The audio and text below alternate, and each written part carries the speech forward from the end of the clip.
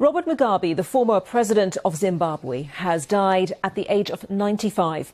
Mugabe was at the centre of his country's struggle for independence and became its first prime minister in 1980, before becoming president 7 years later. His reputation as a hero of the independence movement was overshadowed, though, by the corruption and human rights abuses which marred his time in power, and his policies caused the collapse of Zimbabwe's economy. He was forced from office by his own party in 2017. Shingai Nyoka looks back at his life.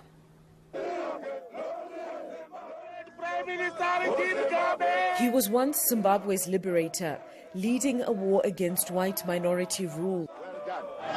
But by the end, the adulation President Robert Mugabe once enjoyed was gone. He cemented his power, winning overwhelmingly at elections in 1980. As leader of a new nation, he set about creating a better country than the one he inherited. And for a while, he succeeded. There can never be any return to the state of armed conflict which existed before our commitment to peace and the democratic process of election under the Lancaster House Agreement. Surely, this is now time to beat our swords into plowshares. But beneath the veneer lay a dark side. Mr. Mugabe deployed a crack military unit to southern Zimbabwe to deal with hundreds of insurgents. Between 1983 and 1987, thousands were murdered, and the world turned a blind eye. Mugabe was the great hope. But as the 1990s ended, the economy was bottoming out and a new political party was on the rise. Seemingly desperate to regain popularity, Mr. Mugabe played a political hand. Land seized by the colonial government was still in the hands of the white minority. Sensing the frustration, Mugabe encouraged blacks to take back their land, and they did, often violently. The Western world took note, breaking diplomatic ties and imposing economic sanctions.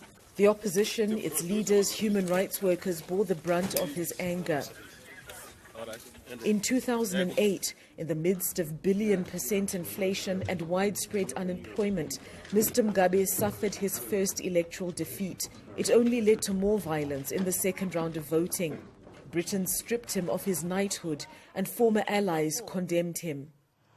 Nearer to home, we had seen the outbreak of violence against fellow Africans in our own country, and the tragic failure of leadership in our neighboring Zimbabwe. But he remained a cult-like figure among many Africans for daring to challenge Western political dominance on the world's affairs. In retaliation for the measures we took to empower the black majority, the United Kingdom has mobilized her friends and allies in Europe, North America, Australia, and New Zealand to impose illegal economic sanctions against Zimbabwe. But within his own party, discontent was rising. Many believed he had overstayed and needed to hand over power. His second wife, Grace Mugabe, 40 years his junior, seemed to be gaining power, and she began accusing then Vice President Emmerson Mnangagwa of trying to oust them.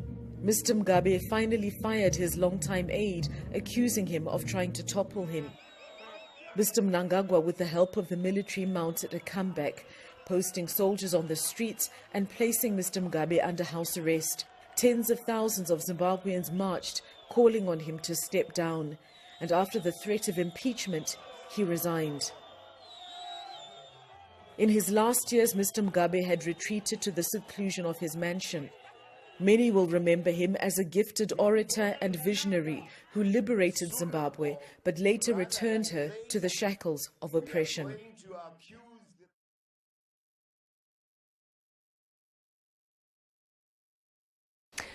In the last few minutes, we've had a statement from the Gleneagles Hospital in Singapore saying, "We are saddened by the news of the passing of Mr. Robert Mugabe, former president of Zimbabwe."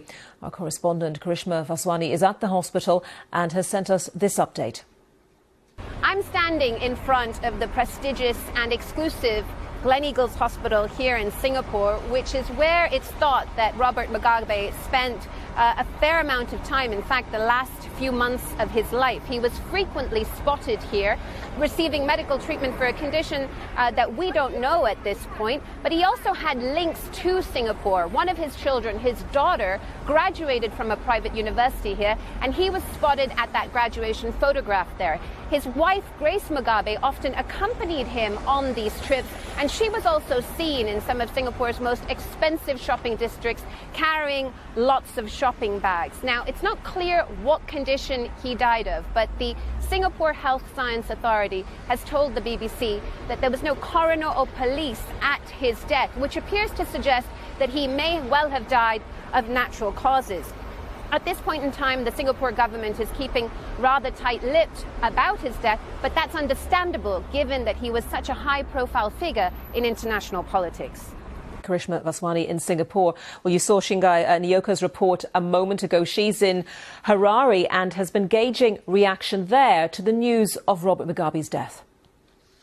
Well, I'm in the central business district where all the commerce takes place, but you wouldn't think that such an important figure in Zimbabwe's history has died. Many people are going about their ordinary chores, their day-to-day chores, selling their wares on the streets and walking around. And I think it speaks to the fact that by the time that he had died, which is in the early hours of this morning, Robert Mugabe had already become a historic figure. He's been out of power for 2 years, but there has been some discussion about the kind of legacy that he leaves behind, and many people would agree that it's a checkered history.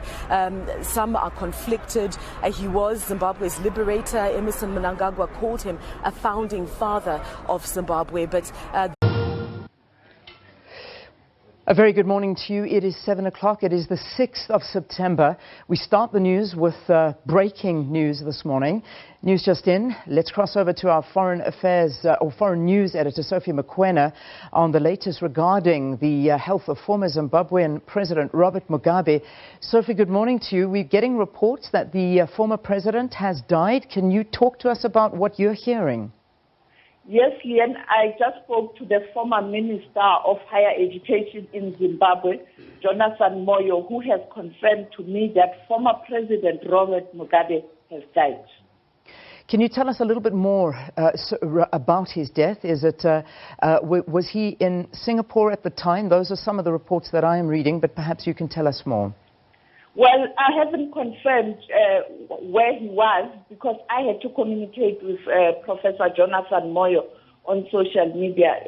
So it was a private conversation. I couldn't really get the details because I wanted just to verify the news. But what I do know is that President Robert Mugabe has been in Singapore for quite a long time. You'd recall that even President Mnangagwa issued a statement that he's receiving medical attention in Zimbabwe, and the last statement he sent gave an indication that not all is not well in connection with the health of former President Robert Mugabe. Yeah. And therefore, this morning when I got a message from our correspondent in Zimbabwe to say, I hear this news, but please confirm. I then called people who were very close to him, even towards his admission, towards him going to Singapore for medical checkup. And then I spoke to Professor Jonathan Moyo, who did confirm to me that President Robert Mugabe is no more. Remind us. I suspect he was in Singapore. Okay, so that could possibly be it. Remind us of what we can call the late president, or former president of Robert Mugabe, Sophie. Remind us of his time as president, the years that he was in Zimbabwe, and of course, leaving, obviously, that position, and of course, since then, it's been a very difficult time for Zimbabwe as well. Yes, we recall that former President Mugabe was quite popular because he was involved in the liberation of Zimbabwe, and he became the president of Zimbabwe. He did very well to turn around the education, but there was a time where things went horribly wrong in terms of the policy that he implemented which led to the meltdown of the economy. You would recall the policy on the land, where he was criticized and sanctions were even imposed on Zimbabwe. And since then, Zimbabwe has been experiencing economic meltdown. And finally, you know that there was a fallout within the party. That fallout was caused by the fact that some senior party leaders thought that former First Lady Grace Mugabe was going to take the reins. And there was that fallout. And finally, he fired his Vice President, Emerson Mnangagwa, who fled to South Africa. And there were protests in Zimbabwe, which led to former President Mugabe handing in his resignation and Mnangagwa going back to Zimbabwe and taking over from former President Robert Mugabe. For me, what I remember well, it's my exclusive interview I had with him with that picture on the background that you have, where he spoke about how he feels about Zimbabwe, lamenting the fact that he feels that the change of government was